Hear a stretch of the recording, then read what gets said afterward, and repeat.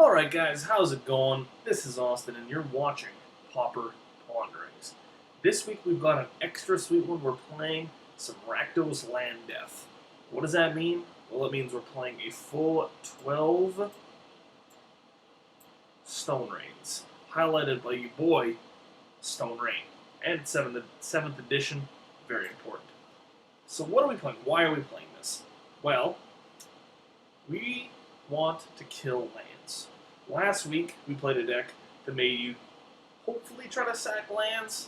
This week, we're just cutting right to the chase. We're going to play 12 land destruction spells in our main deck. How good is that going to be? Probably not very good.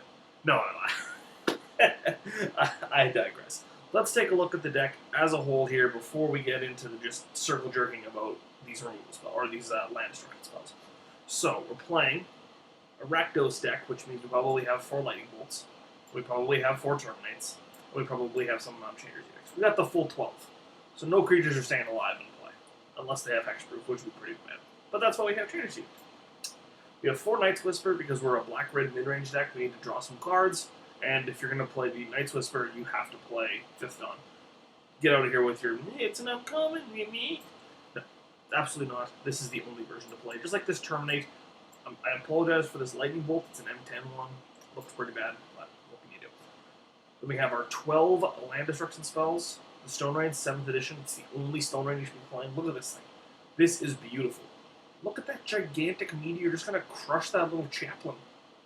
Or chapel? No, chaplain. We have 4 Rancid Earths, good old Torment staple here. This is actually going to be okay against elves and that kind of thing too, because as you'll see, it's going to be pretty easy for us to get cards into our graveyard, and then with that, we can hopefully enable Threshold, and Rancid Earth actually becomes quite a powerful magic card. And then we have 4 Choking Sands, which is a favorite of mine. If you watch a lot of Pauper Ponderings, you know that I happen to have 3 Choking Sands from Mirage, and 1 Choking Sands from Vintage Masters. Because you know what? I couldn't find the 4th Mirage one, and we really needed to play some... we really needed to hate on Tron badly. And then, the way we win the game. So the way we're going to win the game mainly is with Gourmet Gangler. What you really want to do is really deplete the opponent's resources with Choking Sands, Rancid Earth, and Stone Rain, and then just drop an Angler when the coast is clear and finish them off in a couple turns. You also have Spike Jester as a efficient way. This is a cool card because it was actually downgraded from uncommon in Dragon's Maze. As you can see here, this is an uncommon. But in Modern Masters 2017, it was downgraded to a common. So we get the addition of a very powerful 2-mana, 3/1 haste creature. You don't normally find that. There was a day where, like, Blade of the Sixth Pride, which just 1 and a white 3/1 with no abilities, that card was considered fine.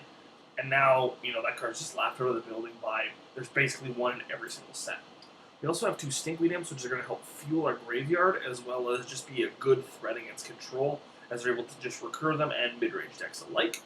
Then we have 2 Fairy Macabre. I'm not quite sure why he's playing 2 Fairy Macabres in this deck. Again, obviously I don't remember who gave me this deck. But maybe he has some amount of graveyard decks in his metagame that he wants to be looking out for, but we have them. There's 2 more on the sideboard as well. Speaking of the sideboard, we can go over here and check it out. So we're playing 3 Child of Knights, I guess as a hedge against any sort of mono-red deck. We have 2 Fairy Macabres, again, for any sort of graveyard decks. We have 3 Electrickeries because we're playing red, and it's just the best sideboard card in red. We have a Swirling Sandstorm, a card that has blown me out more than once. And just a good addition as this card has become more and more prevalent in the Pauper metagame. 4 Power Blasts because we're a red deck.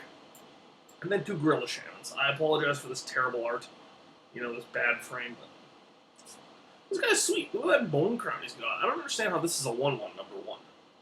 I guess he's stealing like a Mox or something? Alright, it makes sense. But why is he a 1/1? He's gigantic.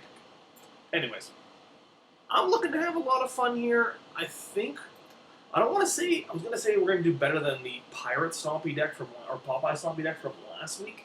But we actually went 1-2 with that deck somehow. I'm shooting for a 1-2 with this deck. Maybe we can get a 2-1 depending on the matchups. In terms of matchups, I don't really want to see Affinity again. I would like to see some slower mid-range decks that we can take advantage of our Stone Rain effects. Maybe even like a Tron deck, I think it should be okay. But I'll see you guys for round number 1. Thanks for watching, and if you like this video, make sure you like, share, and subscribe. Check us out over at www.themanabase.com, as well as Fusion Gaming. So check them out as well, www.fusiongamingonline.com. So make sure you check them out. I will see you guys for round number 1. And again, I am Austen Hoey. This is Pauper Ponderings. See you in a little bit.